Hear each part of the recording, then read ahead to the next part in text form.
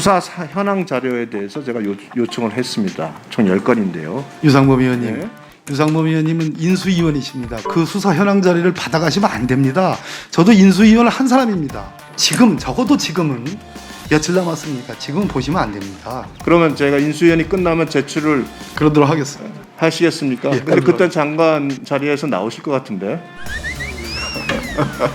그렇네. 제가 인수위원이지만 또 법사위원 아니겠어요? 5월 9일자로 결재하고 가겠습니다. 네, 장관님 오랜만입니다. 예, 오랜만입니다. 현재 기준으로는 대장동 수사는 완전하지 않다. 예, 완전하지 않아요? 언제부터 완전하지 않다고 생각하신 거예요? 정확한 날짜는 특정이 대선 어렵습니다. 이후에 마음이 바뀌신 건 아니십니까? 그렇지 않습니다. 이제 요새 가장 그 문제가 되고 있는 검수완박에 대해서 여쭤보겠습니다. 장관님은 이 검수완박에 대해서는 찬성하십니까? 검수완박이라는 표현 자체가 제가 원래부터가 쓰지 않는 용어고 동의하기 어려운 용어입니다. 수사기소 분리인데요. 네. 그 수사기소 분리에 관한 제 입장은 이곳 법사위에서 수차 밝힌 바가 있습니다. 그러니까 검찰이 결국 기소권만 가져야 된다는 것에 동의하신다는 말씀이시죠? 그렇게 단정적으로 제가 여기 답변하기는 어렵습니다. 방금 그 얘기를 하셨어요. 방금 아이가 태어나기 전에 출생신고를 하는 거랑 똑같습니다. 당론으로만 좀 정해지고 선당론 후 법안 발의를 하겠다는 겁니다. 검찰국을 포함한 여러 검사들의 의견이 공개적으로 발표가 되고 있습니다. 그러한 여러 상황에서 지금 전주의 의원님께서 저보고 이 법안이 제출되는 경우에 당신 혹은 법무부의 의견이 무엇이냐라고 묻겠다라는 그러한 질문에 대해서는 제가 참 여러 가지 만감이 교차합니다. 이게 무슨 특별한 게 아니에요. 법무부가 거기에 대한 예. 당연히 수렴을 해야 예, 물론이죠. 뭐 세강형을 펴고 말씀하셨죠. 아니, 세강형도 아니고.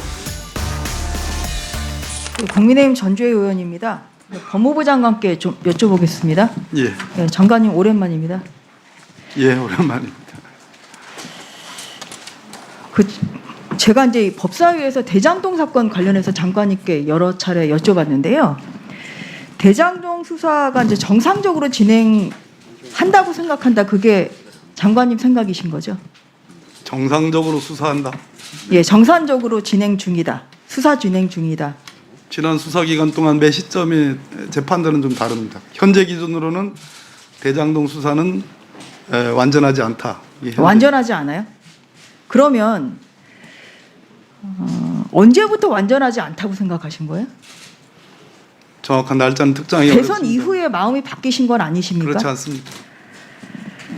그래서 장관님이 요새 이제 말씀하시는 게 상설특검을 검토해 보겠다. 지금 그런 말씀하셨어요.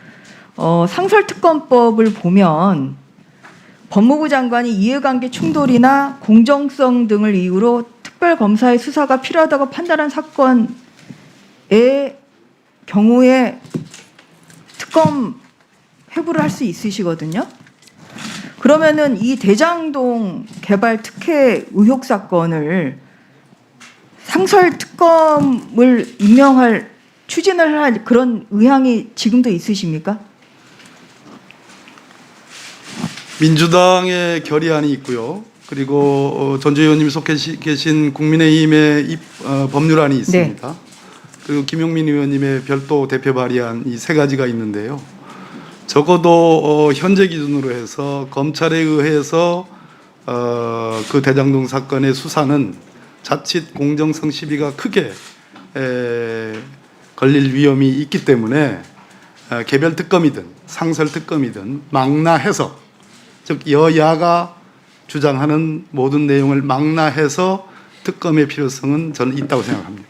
예, 특검의 필요성이 있는데 지금 현재 법무부 장관이 할 수 있는 거는 이 상설 특검에 따른 네. 3조 2조 1항 법무부 2호에 장관 따른 거잖아요. 요구권이죠. 그거를 할 의향이 있으시냐고요? 그런데 의원님, 그것은 요구권은 언제든지 발동할 수 있습니다. 네. 그러나 지금 현재의 국회, 여야의 지금 현재의 상태를 보면 그 뒤에 사실 국회에서 할 일들이 더 많은데 추천위원회, 추천, 대통령 지명, 또 청문 할 일이 더 많은데 제가 보기에는 여야를 모두 다 할 생각이 없어 보입니다.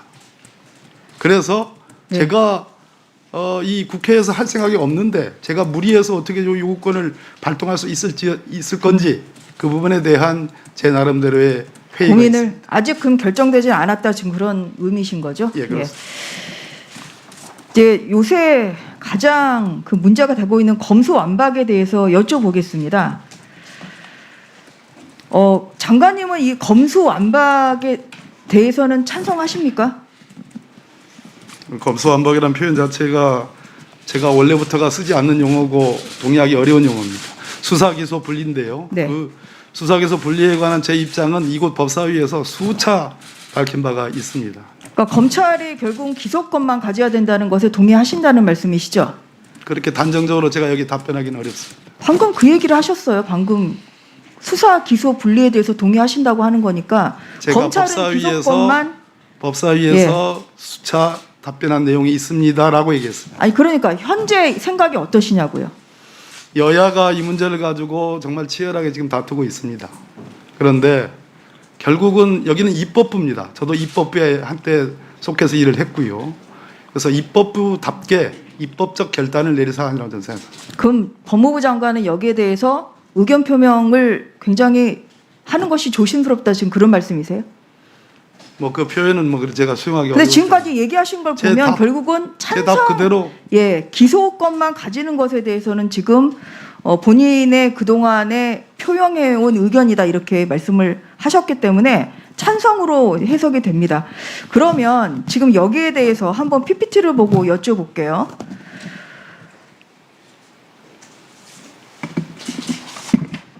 이 법안의 지금 문제점이 뭐냐면 이게 법안이 발의된 시점 그리고 진행 상황 이게 굉장히 중요한데요. 징계처분, 가처분 윤석열 당시 검찰총장에 대한 징계처분, 가처분 인용이 2020년 12월 24일에 있었고 바로 그 5일 후인 12월 29일에 이 검수완박 법안이 발의가 됐습니다. 이것을 몸으로 막고자 윤석열 당시 검찰총장이 사퇴를 했습니다. 그 이후로 아무런 법사위에서 논의가 없었어요. 그러다가 윤석열 당선인이 후보가 당선이 된 이후에 갑자기 지금 4월에 들어서 검수완박을 당론으로 채택을 하고 좀 진행하자 이런 것입니다. 그래서 이런 부분에 있어서 좀 사회에서 일어나는 것은 뭐냐? 방금 지금 장관님의 대장동 사건도 전에는 전과 지금 현 수사 상황에 대한 의견을 달리하셨어요. 지금은 오히려 문제가 있다고 지금 그렇게 생각하신다. 특검 도입도 충분히 고려해 볼 수 있다 이런 말씀을 하시고 이 검수완박으로 인한 결국은 의도는 뭐냐? 현재 그동안에 검찰에서 뭉개온 이 대장동 게이트 사건 그리고 문재인 정권에서 이루어진 여러 가지 권력형 비리 사건 결국 이것을 이제 뒤엎으려고 이렇게 정권 말기에 서둘러서 이 검수완박법을 처리를 강행하려는 거 아닌가 지금 이러한 시선이 다분히 있습니다. 이 부분에 대해서 어떻게 생각하세요? 전주 의원님이 속해 계신 당의 대표님께서 그와 같은 취지의 말씀을 하시는 것을 제가 언론을 통해서 봤습니다. 그런데 현재 첨예하게 대립되어 있는 지금 수사기소 분리에 관한 법안 혹은 그 내용들에 대해서 구체적으로 현재 상정되어 있는 제출되어 있는 법안이 있지 않습니다. 다만 무성하게 논의만 있을 뿐이죠. 그런 측면에서 제가 현재 기준으로 이 수사기소 분리에 대한 법무부 장관의 입장을 물으신다면 현재로서는 제가 아까 말씀드린 것처럼 입법 정책의 문제고 입법 결단의 문제이다 라는 말씀을 드리고 혹시 어떠한 법안이 지금 현재 보도되는 것처럼 어떠한 법안이 그 정도로 제출돼서 상정된다면 그걸 전제로 해서 질문을 해주신다면 그래서 이제 그게 문제인 거예요. 뭐냐면 있습니다. 당론으로 채택은 돼 있다고 하는데 지금 또 법안을 만들고 있다는 얘기를 민주당에서 하고 있어요. 형사소송법 개정안도 지금 완전치가 않습니다. 뭐냐면 아이가 태어나기 전에 출생신고를 하는 거랑 똑같습니다. 당론으로만 좀 정해지고 선 당론 후 법안 발의를 하겠다는 겁니다. 그렇기 때문에 지금 어떠한 법안이 나올지도 모르는데 검수완박법을 강행 처리하겠다. 결국은 사회적인 논의가 필요하다는 것에 대해서 공감하시죠?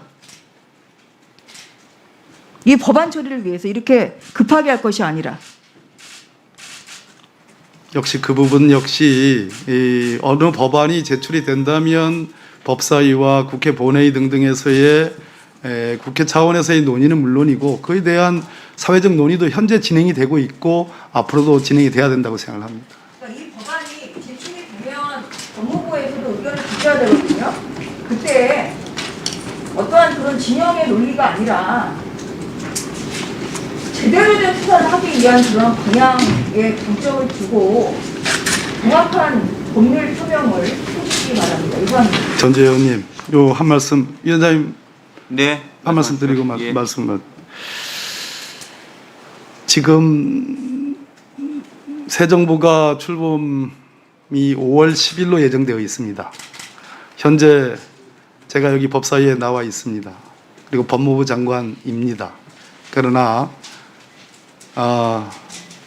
참 정권 교체기에 법무부 장관을 한다는 것이 참 어려운 일인 것 같습니다. 특히 아시다시피 검찰 조직에 정말 광범위한 조직적 공개적인 그러한 의견 표명들이 있어 왔고 꽤 됐습니다. 뿐더러 검찰의 총수인 검찰총장이 기자회견을 하는 것은 물론이고 이곳 국회까지 와서 말씀을 하고 계십니다.